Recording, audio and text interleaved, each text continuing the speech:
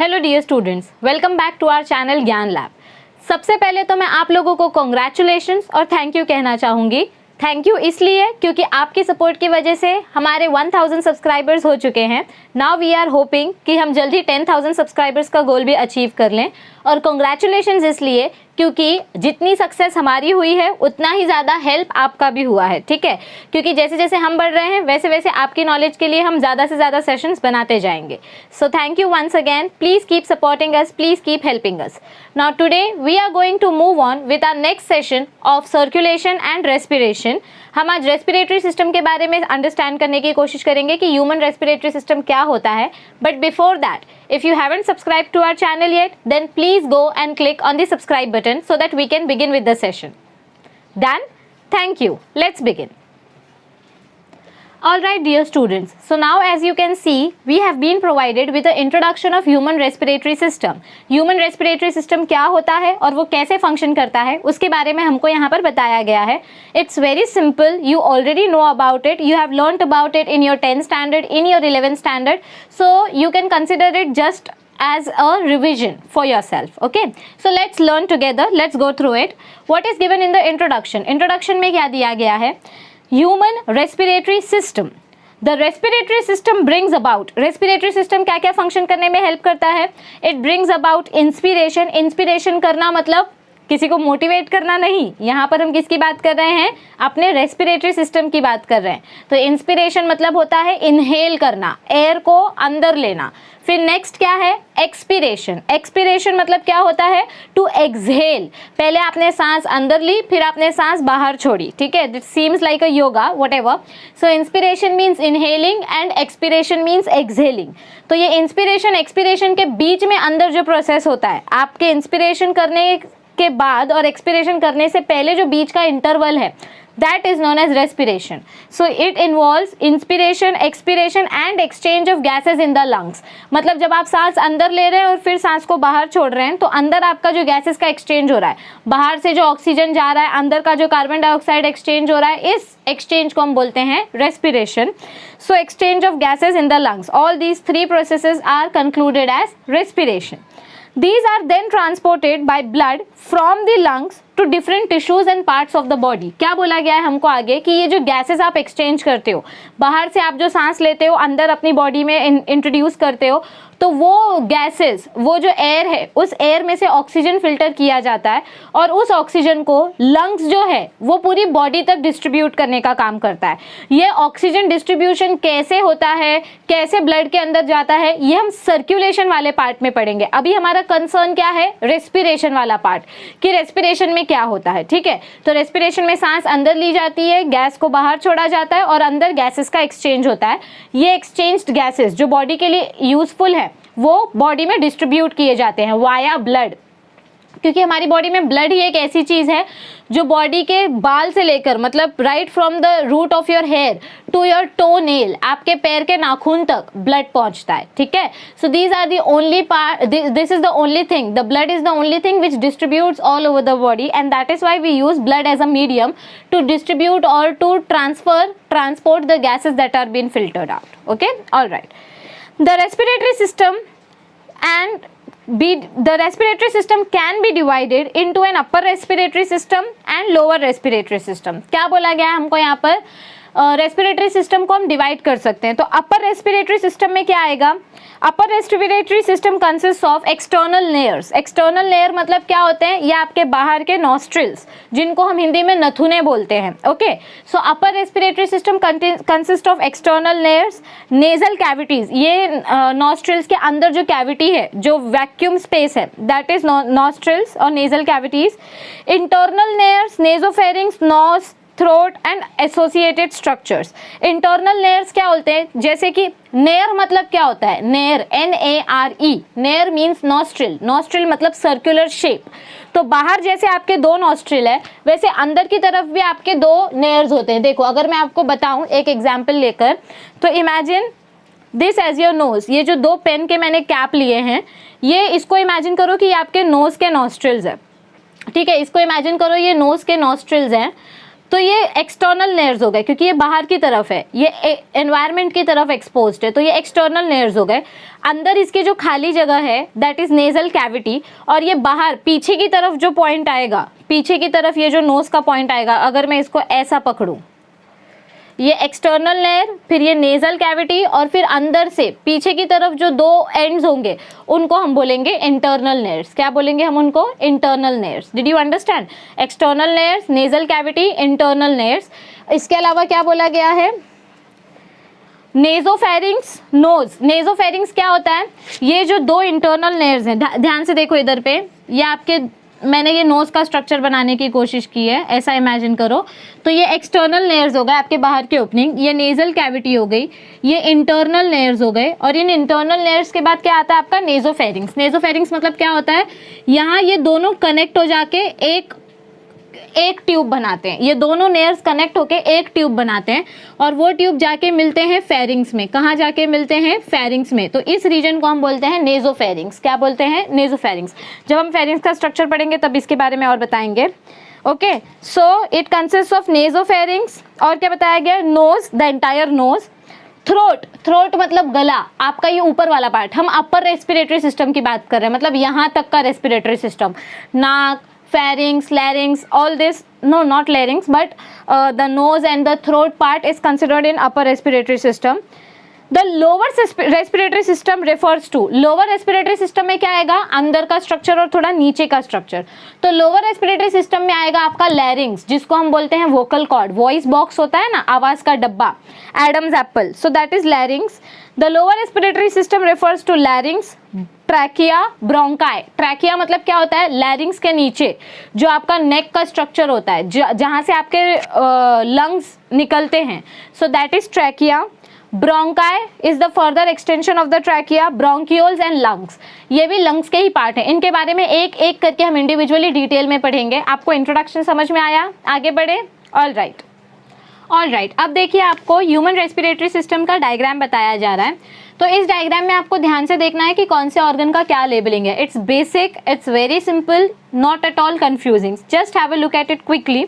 सबसे पहला हमको लेबलिंग क्या बताया गया है? नेजल कैविटी का। सबसे पहले क्या बताया गया है? Nasal cavity. नेजल कैविटी मतलब क्या होती है? आपके नेजल चेंबर के अंदर जो कैविटी प्रेजेंट है that is known as nasal cavity. फिर उसके बाद सेकंड लेबलिंग है नॉस्ट्रिल का। सेकंड लेबलिंग किसकी है? नॉस्ट्रिल की। नॉस्ट्रिल मतलब क्या होता है? द ओपनिंग, जहाँ से आप सांस लेते हैं। थर्ड लेबलिंग है माउथ, फिर माउथ के बाद है लैरिंग्स, लैरिंग्स मतलब योर वोकल कॉर्ड। फिर नेक्स्ट लेबलिंग है ट्रैकिया। ट्रैकिया आपके वोकल कॉर्ड के नीचे जो होता है, मतलब ये जो गले का रीजन है, वोकल कॉर्ड के जस्ट नीचे वाला region, that is known as trachea. फिर उसके बाद है राइट मेन ब्रोंकस, मतलब राइट लंग का पार्ट। ब्रोंकस मतलब क्या होता है? जहाँ से आपका लंग एक्सपांड होता है। Okay, then comes your right lung. फिर इस साइड देखो, राइट लंग तक आपने लेबलिंग देख लिया, अब इस साइड का लेबल देखो। यहाँ पर क्या बताया गया आपको? फेरिंग्स, मतलब आपका जो नोज, नॉस्ट्रिल, लैरिंग्स, माउथ और लैरिंग्स वाला जो रीजन है उसको हम मिलाकर बोलते हैं फेरिंग्स। ठीक है, मतलब माउथ से भी कुछ पार्ट फेरिंग्स में कनेक्टेड है और लैरिंग्स से भी कुछ पार्ट फेरिंग्स में कनेक्टेड है। बेसिकली फेरिंग्स क्या होता है, अगर मैं आपको ड्रॉ करके दिखाऊं, देखो यहाँ से आपका नोज आ रहा है, ठीक है, दिस इज योर नोज, यहाँ ये नॉस्ट्रिल्स है, ये नोज कनेक्ट होके एक सिंगल पाइप बनाते हैं। ठीक है, सी, ये नोज कनेक्ट होके एक सिंगल पाइप बनाते हैं, तो ये बन जाता है आपका pharynx. Let me draw the structure. ये आपकी नोज़ है, ठीक है, ये आपके नोज़ के नॉस्ट्रिल्स है। फिर यहाँ से आपका, ये आपका माउथ है, तो माउथ से आप जो भी खाना खाओगे वो खाने वाला पाइप भी ऐसे कनेक्ट होगा। ठीक है, तो यहाँ पर ये है आपका फेरिंग्स। ये क्या है आपका? फेरिंग्स। सो ये माउथ और नोज के बीच में, माउथ और नोज के बीच में एक पर्टिकुलर बोन प्रेजेंट होती है। क्या प्रेजेंट होती है? बोन, जिसको हम बोलते हैं पैलेट बोन। क्या बोलते हैं जिसको हम? Palate bone. ओके, तो नोज वाला पार्ट जो फेरिंग्स में आके जुड़ रहा है उसको हम बोलेंगे नेजोफेरिंग्स। क्या बोलेंगे उसको? नेजोफेरिंग्स। ये पूरा का पूरा फेरिंग्स है, ये पूरा का पूरा क्या है? फेरिंग्स है, ये पूरा का पूरा फेरिंग्स है। नोज वाला पार्ट जो फेरिंग्स में जुड़ रहा है उसको हम बोलेंगे नेजोफेरिंग्स। माउथ वाला पार्ट जो फेरिंग्स से जुड़ रहा है उसको हम बोलेंगे ओरोफेरिंग्स। क्या बोलेंगे? Oropharynx. Oro means oral, oral means something when you eat it from your mouth, okay. So nose वाला फेरिंग्स इज नोजोफेरिंग्स, माउथ वाला फेरिंग्स इज ओरोफेरिंग्स, और यही फेरिंग्स नीचे आके आपके थोड़े नेक वाले रीजन में यहाँ पर आपका जो वोकल कॉर्ड है, ये जो एडम्स एप्पल लड़के लोगों को निकलता है, that is known as larynx, उसको हम क्या बोलते हैं, लैरिंग्स बोलते हैं, ठीक है। So this लैरिंग्स it is also attached with pharynx, ये लैरिंग्स आपके फेरिंग्स के साथ अटैच्ड है, मतलब ये ऐसा है, ये लैरिंग्स और फेरिंग्स भी एक दूसरे से अटैच्ड है। तो इसको जो लैरिंग्स वाला पार्ट फेरिंग्स से अटैच्ड है उसको हम बोलेंगे लैरिंजोफेरिंग्स। क्या बोलेंगे, लैरिंजोफेरिंग्स। मतलब बेसिकली क्या बोला गया है, फेरिंग्स एक कॉमन ट्यूब है। क्या बोला गया है, फेरिंग्स एक कॉमन ट्यूब है जो आपके रेस्पिरेटरी सिस्टम की सारी ट्यूब्स को कनेक्ट करता है, नोज और माउथ को एक साथ कनेक्ट करता है, फिर ये दोनों ट्यूब्स को साथ में लेकर आता है, फिर लैरिंग्स के साथ कनेक्ट करता है। समझ में आ रहा है आपको? सो उसको हम बोलते हैं लैरिंजोफेरिंग्स। यहाँ तक समझा? ओके, आगे देखते हैं। नीचे क्या बताया गया है, राइट लंग के बाजू में है लेफ्ट लंग का स्ट्रक्चर, और लेफ्ट लंग के बाद आपको रिब्स का लेबल दिया गया है। रिब्स मतलब क्या होते हैं, आपके चेस्ट बोन्स जो आपके लंग्स को और हार्ट को प्रोटेक्ट करते हैं। आपने last year human skeleton and locomotion वाले चैप्टर में ये पढ़ा था कि बोन्स का स्ट्रक्चर कैसे होता है, कितने रिब्स होते हैं, रिब केज क्या होता है, कौन सा कार्टिलेज प्रोटेक्ट करता है, सब कुछ एक बार रिवाइज कर लेना वो, okay.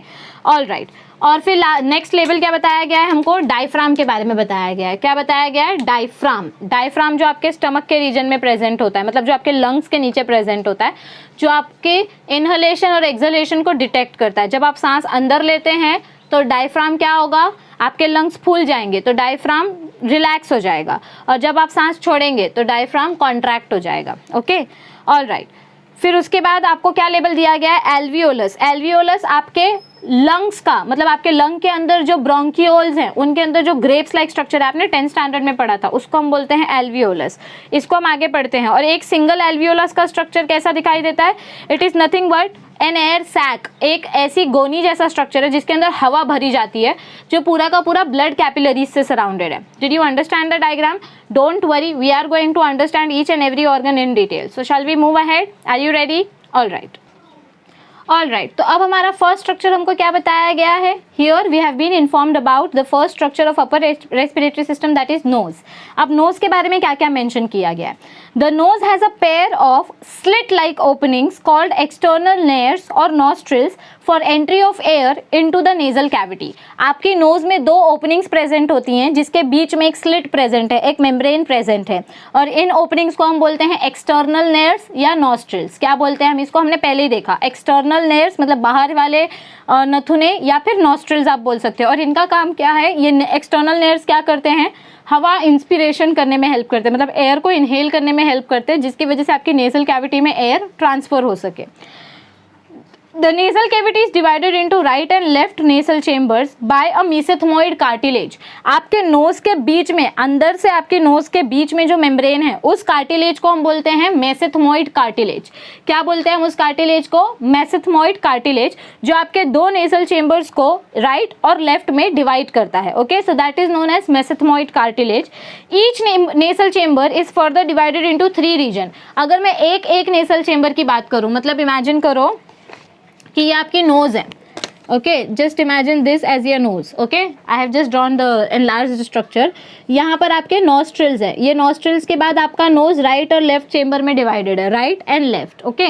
These are your nostrils. इसको हम क्या बोलेंगे, एक्सटर्नल नेयर्स। क्या बोलेंगे इसको हम, एक्सटर्नल नेयर्स, या फिर क्या बोल सकते हैं, नॉस्ट्रिल्स बोल सकते हैं। ये एक चेम्बर, ये पूरा का पूरा एक चेम्बर 3 रीजन्स में डिवाइडेड है। फर्स्ट रीजन कौन सा है, first region is vestibule. It is the proximal part about the nostrils. Its skin has hair for filtering the air and trapping the dust and suspended particles in the inhaled air.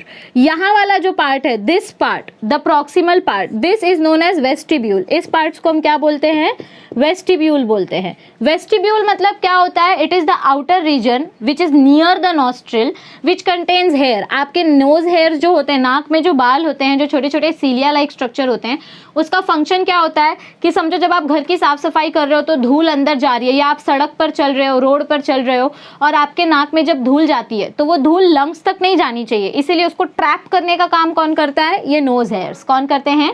ये nose hairs. तो nose hair कहाँ present होता है? Vestibule में, which contains hair like structure that helps in trapping the dust particles. Okay, next organ कौन सा है? Respiratory part, which is also known as conditioner. This region is known as conditioner. इस region को हम क्या बोलते हैं? कंडीशनर। ये रीजन क्या करेगा? ये हमारी हवा को, जो एयर हमने इनहेल की है उसको मॉइस्चराइज करेगा, मतलब उसमें थोड़े से वाटर ड्रॉपलेट्स ऐड करेगा। See the middle thin walled highly vascular part मतलब it contains lot of water vessels and blood vessels for warming and moisturing the inhaled air. आपने जो हवा अंदर ली है, उस हवा को आपने अगर ड्राई हवा अंदर ली है तो उस हवा को थोड़ा सा वार्म करना, वार्म तो वो पहले से है लेकिन उस हवा को थोड़ा सा मॉइस्चर करना ताकि नाक सूख ना जाए। आपने देखा होगा जब आपको सर्दी होती है तो आपकी नाक एकदम से ड्राई हो जाती है, वैसे तो पहले गीली रहती है लेकिन उसके बाद जब आप नोज ड्रॉप्स डालते हो या डॉक्टर सर्दी जाने की दवा देता है तो नाक एकदम ड्राई, एकदम सूखी सूखी हो जाती है। वो क्यों होती है? क्योंकि ये जो कंडीशनर वाला रीजन है, मिडल रीजन है, रेस्पिरेटरी पार्ट, वहाँ का वास्कुलराइजेशन स्टॉप कर दिया जाता है, मतलब वहाँ के जो वेसल्स है वो वाटर ड्रॉप रिलीज करना स्टॉप कर देते हैं। ठीक है, तो कंडीशनर का पार्ट क्या होता है कि वो आपके नाक को हमेशा मॉइस्चराइज रखे, हमेशा गीला रखे। क्योंकि गीला रखने से फायदा क्या होगा? एक फायदा ये होगा कि आप जब भी सड़क पर चल रहे हैं या सांस अंदर ले रहे हैं तो कोई भी डस्ट पार्टिकल मॉइस्चराइज जगह पे जल्दी से चिपक जाता है। ठीक है, so the conditioner keeps the air moisturised, it keeps the air moisture. Olfactory or sensory chamber, the uppermost part is lined by olfactory epithelium for detection of smell। और ये जो सबसे ऊपर का पार्ट होता है, this upper most region of each chamber, ये कौन सा पार्ट होता है? This is olfactory chamber. Olfactory मतलब क्या होता है?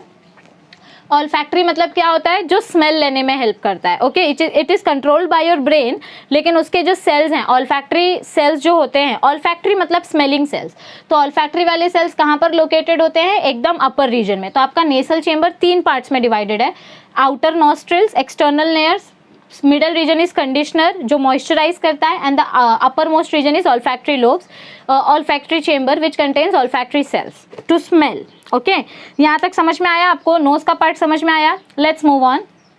Okay, so now our next organ of upper respiratory system is pharynx. Pharynx के बारे में हमने क्या देखा? अभी हमने देखा कि फेरिंग्स जो है वो नोज और माउथ को कनेक्ट करता है वोकल कॉर्ड से। ठीक है, चलो let's look at it. It is divisible into 3 parts. आपका फेरिंग्स कितने पार्ट्स में डिवाइडेड है? 3 पार्ट्स में। The nasopharynx is the upper most part. From the nasal chamber it leads into oropharynx. मतलब क्या बोला जा रहा है हमको यहाँ पर? ध्यान से देखना, अभी मैं जो ड्रॉ कर रही हूँ। Okay, I will draw it like this. हाँ, यहाँ पर देखो ध्यान से, आपके नोज में 2 नॉस्ट्रिल्स है, ये 2 नॉस्ट्रिल से 2 चेम्बर आ रहे हैं। थोड़ा बड़ा बनाती हूँ। हाँ, यहाँ से एक चेम्बर और यहाँ से एक चेम्बर, ऐसे 2 नेजल चेम्बर्स है। ये 2 नेजल चेम्बर्स क्या कर रहे हैं? ये एक पर्टिकुलर ट्यूब में कनेक्ट हो रहे हैं। इसको हम बोलते हैं फेरिंग्स। क्या बोलते हैं हम इसको? फेरिंग्स। लेकिन ये फेरिंग्स नोज के चेम्बर को कनेक्ट कर रही है, इसीलिए इस फेरिंग्स को हम क्या बोलेंगे? नेजोफेरिंग्स, जो नेजल चेम्बर को कनेक्ट कर रही है। अब माउथ से आपका एक ट्यूब आता है, ठीक है, और वो ट्यूब भी फेरिंग्स के साथ कनेक्ट हो जाता है, तो इस पार्ट को हम बोलेंगे ओरोफेरिंग्स। क्या बोलेंगे हम इसको? ओरोफेरिंग्स, जो माउथ के ट्यूब को कनेक्ट कर रहा है फेरिंग्स से। अब यहाँ पर अगर आप ध्यान से देखो तो यहाँ पर आपके नोज में नोज का चेम्बर माउथ से आके जब कनेक्ट होता है तो इधर पे ना एक छोटा सा ऐसे बोन होता है। क्या होता है? इधर पे एक छोटा सा ऐसे बोन लटक रहा होता है। आपने कभी अपना माउथ का अंदर का स्ट्रक्चर एकदम बड़ा मुंह करके देखा होगा तो बीच में यहाँ पर ऐसे गुफा जैसा स्ट्रक्चर दिखा होगा आपको, ऐसा स्ट्रक्चर दिखा होगा। मतलब यहाँ पे ऐसे बीच में वो बोलते हैं ना बच्चे, कौवा लटक रहा है या something is visible from with in the mouth, तो this is known as palate bone. ये जो बोन प्रेजेंट होती है नेजोफेरिंग्स और ओरोफेरिंग्स के बीच में, जो बोन प्रेजेंट होती है उसको हम बोलते हैं पैलेट बोन। क्या बोलते हैं उसको हम? Palate bone. अब ये नेजोफेरिंग्स और ओरोफेरिंग्स आगे जाके किसके साथ कनेक्ट होंगे? आपका यहाँ पर जो वोकल कॉर्ड है, क्या है आपका यहाँ पर जो लैरिंग्स है ना, जो वोकल कॉर्ड है जहाँ से आपकी वॉइस निकलती है, जिसको हम वॉइस बॉक्स बोलते हैं, तो ये लैरिंग्स के साथ आपका नेजोफेरिंग्स और ओरोफेरिंग्स दोनों कनेक्ट हो जाएंगे आपके लैरिंग्स के साथ, जिसको हम बोलेंगे लैरिंजोफेरिंग्स। क्या बोलेंगे हम इसको? लैरिंजोफेरिंग्स। तो देखो फेरिंग्स के 3 पार्ट हो गए। फेरिंग्स मतलब एक ट्यूब जो अलग अलग पार्ट्स को कनेक्ट करता है। पहला फेरिंग्स का पार्ट कौन सा है? नेजोफेरिंग्स, क्योंकि वो नेजल चेंबर के साथ कनेक्ट हो रहा है। दूसरा पार्ट है ओरोफेरिंग्स, क्योंकि वो ओरल चेंबर मतलब माउथ चेंबर के साथ कनेक्ट हो रहा है। नेजोफेरिंग्स और ओरोफेरिंग्स के बीच में कौन सी बोन है जो आपको दिखाई देती है? आप जब मुंह खोलते हो तो आपको जो बोन दिखाई देती है दैट इज पैलेट बोन। बीच में जो होती है ना ऐसे गुफा जैसे जो मिडल बोन होती है that is the palate bone, जो आपके नेजोफेरिंग्स और ओरोफेरिंग्स के बीच में है। और उसके बाद आता है नीचे गले के पास आप जब आते हो तो आपका वोकल कॉर्ड है, ये फेरिंग्स कंटिन्यू होकर नीचे आते रहता है, फिर आपका वोकल कॉर्ड फेरिंग्स के साथ कनेक्ट हो जाता है और उसको हम बोलते हैं लैरिंजोफेरिंग्स। क्या बोलते हैं? लैरिंग्स जब फेरिंग्स के साथ कनेक्ट होता है तो उसको हम बोलते हैं लैरिंजोफेरिंग्स। और ये लैरिंजोफेरिंग्स आगे जाके ट्रैकिया बन जाता है। क्या बन जाता है? ये आगे जाके ट्रैकिया बन जाता है। ट्रैकिया से क्या होगा? हवा लंग्स में जाएगी। समझ में आया? तो इसका मतलब आप मुंह नाक से जो सांस लेते हो, नाक से जो हवा लेते हो, माउथ से जो जब बात करते हो तो हवा माउथ से भी आती जाती है, राइट। हम जब नाक बंद कर लेते हैं तो मुंह से भी सांस ले सकते हैं। तो मतलब मुंह से जो हवा अंदर जा रही है, नाक से जो हवा अंदर जा रही है वो डायरेक्टली किसके पास जानी चाहिए? ट्रैकिया के पास, क्योंकि ट्रैकिया के आगे किसके पास जाएगी? वो लंग्स के पास। हवा जो है वो विंड पाइप में जानी चाहिए और इसीलिए ट्रैकिया का दूसरा नाम क्या है? विंड पाइप है। और आपने 11th स्टैंडर्ड में पढ़ा है कि ट्रैकिया के पीछे ये ट्रैकिया है, आगे की साइड ट्रैकिया है, ट्रैकिया के जस्ट पीछे ट्रैकिया के जस्ट पीछे ये ट्रैकिया है, ट्रैकिया के जस्ट पीछे ईसोफेगस होता है। ईसोफेगस मतलब आपका फूड पाइप होता है।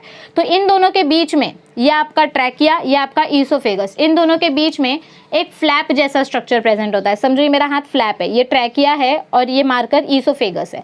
इन दोनों के बीच में एक फ्लैप प्रेजेंट होता है। जब सांस लेते हो तो वो फूड पाइप को कवर करता है, जब खाना खाते हो तो वो विंड पाइप को कवर करता है और फूड पाइप ओपन हो जाता है। तो हम बेसिकली फेरिंग्स के बारे में पढ़ रहे हैं। फेरिंग्स के 3 रीजन्स हैं। नाक से वो कनेक्टेड है तो नेजोफेरिंग्स, माउथ से जो ट्यूब कनेक्टेड है ओरोफेरिंग्स, और दोनों आके जब लैरिंग से कनेक्ट हो जाएंगे तो लैरिंजोफेरिंग्स। आगे पढ़ते हैं क्या बताया गया है। This continues below as laryngopharynx. ये दोनों फेरिंग्स किधर कंटिन्यू करते हैं? लैरिंजोफेरिंग्स बन के कंटिन्यू करते हैं। Between the nasopharynx and oropharynx, nasopharynx और ओरोफेरिंग्स के बीच में क्या है? Is the palate bone which is the middle bone inside the mouth. The pharynx has a set of lymphoid organs called tonsils. क्या बताया गया हमको यहाँ पर? आपने कभी देखा होगा अपने माउथ का अंदर का जो स्ट्रक्चर है, तो बीच में जो बोन लटकती है उसके बाजू बाजू में जो आपका मसल है, मतलब समझो ऐसा इमेजिन करो कि ये आपका माउथ है, suppose these are your teeth, और ये अंदर का माउथ का स्ट्रक्चर, आपने मुंह खोला है और आपको अंदर का माउथ का स्ट्रक्चर कुछ इस तरीके से दिखाई दे रहा है, ठीक है। ये तो आपकी टंग है। यहाँ पर आपको जो बोन दिखाई दे रही है, इस बोन को हमने बोला ये पैलेट बोन है। कौन सी बोन है? ये पैलेट बोन है। ये इस साइड का स्किन का स्ट्रक्चर और इस साइड का, ये जो डॉटेड स्ट्रक्चर मैं बना रही हूँ, ये इस साइड का स्किन का स्ट्रक्चर और इस साइड का स्किन का स्ट्रक्चर, इसको हम बोलते हैं टॉन्सिल्स। क्या बोलते हैं हम इसको? टॉन्सिल्स। सिर्फ 2 टॉन्सिल्स नहीं होते आपकी बॉडी में, आपकी बॉडी में 3 पेयर ऑफ टॉन्सिल्स होते हैं, 3 जोड़ी होती है टॉन्सिल्स की, मतलब टोटल 6 टॉन्सिल्स होते हैं। हम उसके बारे में आगे देखेंगे। बट इधर पे क्या बताया है हमको कि आपके फेरिंग्स में एक सेट होता है टॉन्सिल्स का जो इजीली विजिबल होता है। क्या होता है? जो इजीली विजिबल होता है। It contains a set of tonsils which is nothing but a lymphoid organ because it contains lymph fluid, okay, which are known as tonsils. Did you understand the part of the pharynx? Shall we move ahead? All right. अब हम देखते हैं लैरिंग्स के structure के बारे में हमको क्या बताया गया है। लैरिंग्स हमने क्या बोला? It is the voice box. Let us look at it. It is called as voice box. It is the part of the respiratory tract which contains vocal cords for producing sound. मतलब ये लैरिंग्स जो structure है, ये इनके अंदर कुछ ऐसी nerves हैं, कुछ ऐसी कॉर्ड्स हैं जिसके वजह से आपका वॉइस प्रोड्यूस होता है, आपकी आवाज़ प्रोड्यूस होती है। Okay, the larynx extends from laryngopharynx and the hyoid bone to the trachea. क्या बोला गया है हमको यहाँ पर कि आपका जो लैरिंग स्ट्रक्चर है वो एक्सटेंड होता है, लैरिंजोफेरिंग्स से आता है। लैरिंजोफेरिंग्स मतलब फेरिंग्स वाला पार्ट जो लैरिंग से कनेक्टेड है। सो लैरिंजोफेरिंग्स से निकलते हुए ये वॉइस बॉक्स तक आता है और फिर वॉइस बॉक्स से नीचे आगे जाता है, ट्रैकिया में कनेक्ट होता है। कहाँ कनेक्ट होता है? ट्रैकिया में, जिसको हम बोलते हैं wind pipe. Okay, so the larynx extends from the laryngopharynx and the hyoid bone to the trachea. Hyoid bone क्या होती है? ह्योइड बोन जो आपके लैरिंग्स के ऊपर होती है, ठीक है। इसका स्ट्रक्चर अभी हम देखेंगे लैरिंग्स का लास्ट में। It is a hollow tubular structure. आपका लैरिंग्स कैसा स्ट्रक्चर है? ये खोखला ट्यूब जैसा स्ट्रक्चर है। It is a tube like structure. Hollow मतलब खाली, so it is a hollow tubular structure. It's wall is made up of cartilage plates held by membranes and muscles. क्या बोला गया है हमको यहाँ पर कि ये जो लैरिंग्स होता है इसकी जो आजू बाजू की वॉल्स हैं वो वॉल्स कैसे बनी है, कार्टिलेज से बनी है। किससे बनी है, कार्टिलेजेस से, जिनको मसल्स मतलब अलग अलग मेम्ब्रेन और मसल्स ने पकड़ के रखा है। ह्योइड बोन को समझो ऐसे इमेजिन करो, यहाँ पर हाथ लगाओ, आप कुछ बोलो और यहाँ पर हाथ लगाओ, तो जहाँ से आवाज आ रही है you can feel vibration, that is your vocal cord, मतलब वो आपका वॉइस बॉक्स है, वो आपका लैरिंग्स है। वो एक्चुअली एक बोन से प्रोटेक्टेड है। यहाँ पर ऐसे एक कप शेप बोन प्रेजेंट है जिसको हम बोलते हैं ह्योइड बोन। वो बोन के आजू बाजू में मसल्स और कार्टिलेजेस हैं ताकि वो हमारे ट्रैकिया को सपोर्ट दे सके। ओके, आगे देखो क्या बताया गया है। Internally it is lined by a pair of folds of elastic vocal cords which are known as true vocal cords। बाहर से तो ये मेम्ब्रेन से कवर्ड है, लेकिन अंदर से आपका जो लैरिंग्स है उसके अंदर दो ऐसे ट्यूब्स पास होती हैं। स्ट्रॉ होता है ना, स्ट्रॉ जिससे आप जूस पीते हो, तो वैसे स्ट्रॉ जैसा दो कॉर्ड पास होता है जो कि खाली होता है, खोखला होता है, वैक्यूम होता है, हॉलो होता है। वो ट्यूब्स को हम बोलते हैं ट्रू वोकल कॉर्ड्स, क्योंकि जब आप सांस लेते हो या जब आप मुंह से कुछ बोलने की कोशिश करते हो या अपने टंग से जब अलग अलग मूवमेंट करते हो तो अलग अलग आवाज़ प्रोड्यूस होती है। एम आई राइट? तो वो अलग अलग आवाज़ कैसे प्रोड्यूस होती है, क्योंकि आप वो हॉलो ट्यूब के अंदर हवा डाल रहे हो और उस हॉलो ट्यूब के अंदर हवा डालते वक्त आप मॉड्यूलेशंस चेंज करते हो, मतलब आप स्पीड कम ज़्यादा करते हो या मुंह को अलग तरीके से बजाते हो। सो इट डिपेंड्स अपॉन कि आप वोकल कॉर्ड के अंदर एयर कैसे पास कर रहे हो, क्योंकि वो खाली ट्यूब है, वो हॉलो ट्यूब है, उसके अंदर आप जैसी एयर पास करोगे वो वैसा साउंड प्रोड्यूस करेगी। Okay, so voice is produced by passage of air between the vocal cords and मॉड्यूलेशंस created by tongue, teeth, lips and nasal cavity. जब हम छींकते हैं तो अलग आवाज़ आती है, जब हम खांसते हैं तो अलग आवाज़ आती है, जब हम बात करते हैं तो अलग आवाज़ आती है, जब हम खराटे लेते हैं तो अलग आवाज़ आती है। ये सब क्यों होता है? क्योंकि आप टंग जो है, आपकी ज़बान, आपके दांत, आपके नाक, आप अलग अलग मूवमेंट कर रहे हो। नाक बंद करके बोलते हैं तो अलग आवाज़ आती है। एम आई राइट? तो जब आप अपने मुंह में कुछ चेंजेस करते हो, मतलब जहाँ से आपके मुंह में एयर घुसने का सोर्स है, जहाँ से एयर का सोर्स है, जब आप उस सोर्स में चेंजेस करते हो तो आपके जो अंदर ट्रू वोकल कॉर्ड्स है वो वोकल कॉर्ड्स खाली है, तो उसके अंदर का हवा का लेवल कम ज़्यादा हो जाता है, मतलब उसके अंदर से जो एयर पास होती है उस एयर का लेवल कम ज़्यादा हो जाता है, जिसके वजह से अलग अलग आवाज़ें प्रोड्यूस होती है। Did you understand? तो जो बीट बॉक्सेस होते हैं ना, जो गले से आवाज़ निकालते हैं, उनकी भी ऐसी ही कुछ क्वालिटी होती है कि वो हवा, लिमिटेड हवा अपने मुंह में डालते हैं। मतलब जब ज़्यादा हवा चाहिए, ओपेरा सिंगर्स जो होते हैं जो कंटिन्यू 5-5 मिनट तक एक ही सुर में गाते रहते हैं, उनको भी अपना वॉइस मॉड्यूलेट करने आता है। मतलब कितना हवा अंदर जाना चाहिए, कितना हवा रोकना है, ये सब डिपेंड करता है कि आपको कैसी आवाज़ प्रोड्यूस करनी है। ठीक है, और आवाज़ कैसे प्रोड्यूस होती है? Because of the air passage in the vocal cord. आपके वोकल कॉर्ड जो वैक्यूम ट्यूब्स प्रेजेंट है लैरिंग्स के अंदर, मतलब ऐसा समझो ये लैरिंग्स है, लैरिंग्स के अंदर दो ट्यूब प्रेजेंट है और ये खाली है, स्ट्रॉ जैसा है, हवा है। आप हवा थोड़ी सी डालो, बंद कर दो तो थोड़ी सी आवाज़ प्रोड्यूस होगी, ज़्यादा हवा डालोगे तो ज़्यादा आवाज़ प्रोड्यूस होगी। Are you getting it? It depends. Okay, all right. The larynx opens into the laryngopharynx. Larynx किसके साथ कनेक्ट होता है? फैरिंग्स के साथ। ऊपर की तरफ फैरिंग्स से कनेक्ट होता है, नीचे की तरफ ट्रैकिया से कनेक्ट होता है through a slit like opening called glottis. क्या बोला गया है हमको यहाँ पर कि लैरिंग्स और फैरिंग्स के बीच में एक स्लिट प्रेजेंट है। क्या प्रेजेंट है? समझो, इमेजिन करो ये ऊपर से फैरिंग्स आ रहा है, मतलब यहाँ से माउथ से, यहाँ से नेजल वेजल से सब करके फैरिंग्स का ट्यूब नीचे आ रहा है, तो ये फैरिंग्स और यहाँ पर आपका लैरिंग्स, ये फैरिंग्स और लैरिंग्स के बीच में क्या प्रेजेंट है? एक स्लिट, एक ढक्कन जैसा प्रेजेंट स्ट्रक्चर प्रेजेंट है। इस ओपनिंग को हम बोलते हैं ग्लॉटिस। क्या बोलते हैं इसको हम? ग्लॉटिस। और इस ग्लॉटिस के ऊपर जो एक लीफ जैसा स्ट्रक्चर है, मतलब एक ऐसा पत्ते जैसा स्ट्रक्चर है, उसको हम बोलते हैं एपीग्लॉटिस। क्या बोलते हैं उसको हम? एपीग्लॉटिस। ग्लॉटिस, एपी मतलब क्या होता है? अपर या अबव, ऊपर। ग्लॉटिस के ऊपर ढक्कन जैसा स्ट्रक्चर है, इसलिए उसको हम बोलते हैं एपीग्लॉटिस। ये एपीग्लॉटिस क्या करता है? अभी मैंने आपको बताया था कि हवा सिर्फ लैरिंग्स के अंदर ही जानी चाहिए, गलती से वो फूड पाइप में नहीं जानी चाहिए, क्योंकि इसके पीछे क्या प्रेजेंट है? इसके पीछे ये आपका लैरिंग्स है, ये आपका क्या है? ये आपका लैरिंग्स है। और लैरिंग्स के पीछे क्या है? लैरिंग्स आगे कंटिन्यू बनाता है ट्रैकिया, आगे कंटिन्यू करके क्या बनता है? ट्रैकिया। और ट्रैकिया के पीछे क्या प्रेजेंट है? आपका oesophagus. Oesophagus is nothing but what? It is known as food pipe. तो आपका गलती से हवा खाने वाले पाइप में नहीं जानी चाहिए और खाना हवे वाले पाइप में नहीं आनी चाहिए, चोक नहीं होना चाहिए, ठसका नहीं लगना चाहिए, इसीलिए ये एपीग्लॉटिस प्रेजेंट होता है। ये एपीग्लॉटिस क्या करता है? जब आप सांस लेते हो तो वो फूड पाइप को कवर करता है, क्योंकि हवा वाला पाइप ओपन होना चाहिए। और जब आप खाना करते हो तो कौन सा पाइप, खाना खाते हो तो कौन सा पाइप कवर होगा? विंड पाइप कवर होगा, क्योंकि वो खाने वाली ट्यूब में जाना चाहिए। Understood? Okay, so laryngopharynx is connected to the pharynx with a slit like opening called glottis.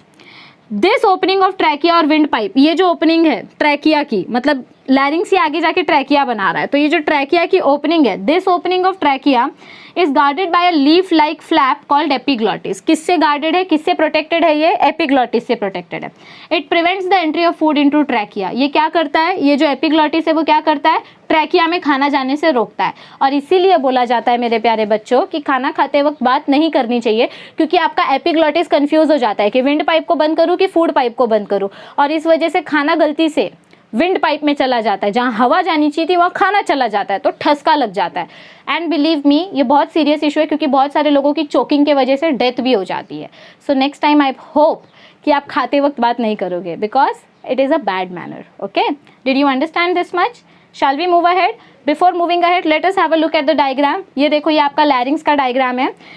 ऊपर की तरफ क्या बताया गया है आपको, ये जो येलो कलर का लीफ लाइक स्ट्रक्चर है that is the glottis, sorry that is epiglottis. Epiglottis के नीचे मैंने बोला था ना cup shaped bone, this is your hyoid bone. Hyoid bone के आगे क्या बोला है हमको, मेम्ब्रेन का सराउंडेड थे, मसल्स से ये बोन सराउंडेड थी, सो थायरोह्योइड मेम्ब्रेन। फिर नीचे आपका क्या है, लैरेंजियल प्रोमिनेंस, एडम्स एप्पल जिसको हम बोलते हैं, जो ऐसे उठ के दिखता है, सो दैट इज एडम्स एप्पल। इस साइड थायराइड कार्टिलेज, जो आपके थायराइड से मतलब आपके ट्रैकिया से कनेक्टेड है, उसके ऊपर का एक कार्टिलेज, और नीचे ट्रैकियल कार्टिलेज बताया गया है, क्योंकि लैरिंग्स के जस्ट नीचे से ट्रैकिया का स्ट्रक्चर स्टार्ट होता है। So did you understand the diagram? It's pretty easy. You have to remember the function of the larynx, that is it produces voice and it contains epiglottis. Okay, done. Shall we move ahead? All right, अब हम देखते हैं हमारा next structure of upper respiratory system, that is trachea. No, this is not a part of upper respiratory system, this is lower respiratory system.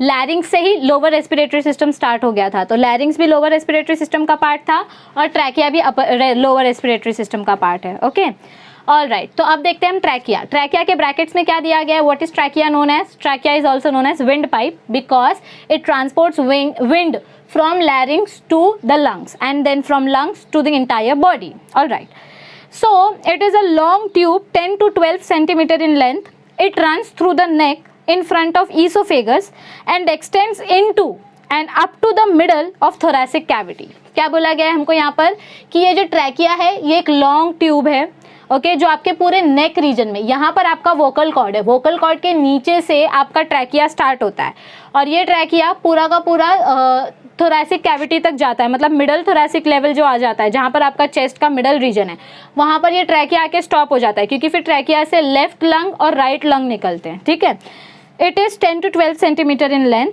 और ये oesophagus के आगे है, मतलब ट्रैकिया आगे की तरफ है और ईसोफेगस पीछे की तरफ है। All right, okay.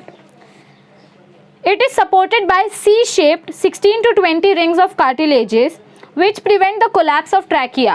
आपका ये जो ट्रैकियल बोन है, समझो ये पूरा का पूरा ट्रैकिया है, इस हर एक ट्रैकियल बोन के बीच में एक एक कार्टिलेज प्रेजेंट है। मतलब अगर मैं आपको ड्रॉ करके दिखाऊं तो कुछ इस तरीके से दिखाई देगा। सी, दिस इज योर ट्रैकिया, यहाँ पर ये पूरा ट्रैकिया का बोन है, लेकिन इनके बीच बीच में कार्टिलेजेस प्रेजेंट है। क्या प्रेजेंट है? ऐसे कार्टिलेजेस प्रेजेंट है जो क्या करते हैं कि आप जब जंप करते हो या आप जब जिम्नास्टिक्स करते हो तो आपका बोन ऊपर नीचे होता है, लेकिन ये साथ में एकदम से टूट ना जाए, टकरा के टूट ना जाए, इसीलिए बीच में फ्रिक्शन कौन प्रोवाइड करता है?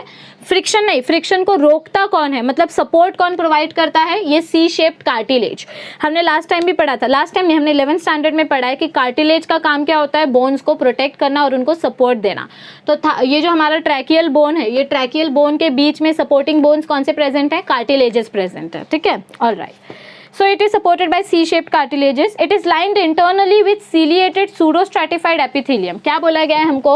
ये जो ट्रैकिया का इंटरनल स्ट्रक्चर अगर हम देखेंगे तो इंटरनली ये सीलिएटेड एपिथेलियम से सराउंडेड है। किससे सराउंडेड है? सीलिएटेड। छोटे छोटे हेयर लाइक स्ट्रक्चर्स प्रेजेंट हैं जो क्या करेंगे, समझो गलती से आप घर की दिवाली में साफ सफाई वगैरह करते वक्त आपने धूल वाली सांस अंदर ले ली, नोज में कुछ धूल ट्रैप हो गई लेकिन बाकी की धूल अंदर चली गई, तो वो कुछ धूल फेरिंग्स में ट्रैप हो जाएगी, लेकिन अभी भी धूल बची है आपके हवा में और वो ट्रैकिया तक चली गई, तो लंग्स के अंदर जाने से पहले वो जो डस्ट पार्टिकल्स या कोई भी जर्म्स होंगे वो आपके ट्रैकिया में ट्रैप हो जाएंगे। और इसीलिए ट्रैकिया का इनर वॉल किससे सराउंडेड होता है? सीलिया से, स्मॉल हेयर लाइक स्ट्रक्चर से। Okay, So it contains ciliated pseudostratified epithelium and mucus gland. Mucus gland मतलब क्या होता है, एक ऐसी ग्लैंड जो चिपचिपा प्रोडक्ट प्रोड्यूस करता है।